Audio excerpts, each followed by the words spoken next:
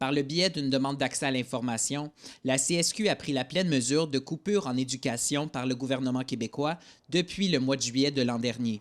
L'organisation révèle qu'en Abitibi-Témiscamingue, c'est environ 10 350 000 qui auraient été coupés au centre de services scolaires par le gouvernement, principalement pour le maintien des bâtiments et des rénovations mineures. Du côté de l'Abitibi, ne fait pas exception, mais il y a d'autres régions où certaines écoles sont vétustes, ont besoin de rénovation. Là, on met tout sur la glace, on empêche tout autre projet. La CSQ estime que Québec prévoit, à terme, imposer des resserrements budgétaires à la hauteur de 1,6 milliard de dollars en éducation à l'échelle de la province. Donc, c'est énormément d'argent qui vont affecter, entre autres, le service direct à l'élève, même si M. Legault nous confirme que ça ne touchera pas le service direct à l'élève, mais c'est certain que ça va finir par y toucher. Le président de l'organisation syndicale clame haut et fort que la province est la proie d'une rigidité financière qui ne dit pas son nom.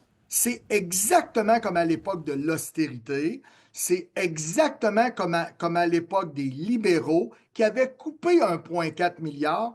Je vous tiens juste à vous rappeler que ça nous a pris quand même 15 ans pour revenir à un équilibre dans tout ça. Le cabinet du ministre québécois de l'Éducation a déclaré pour sa part être le gouvernement qui investit le plus en éducation, mais qu'il doit respecter les budgets et que c'est aux centres de services scolaires de faire leurs propres choix. Le gouvernement stipule toutefois que le service à l'élève doit demeurer intact. Félix Blacquière, RNC Nouvelles, Val-d'Or.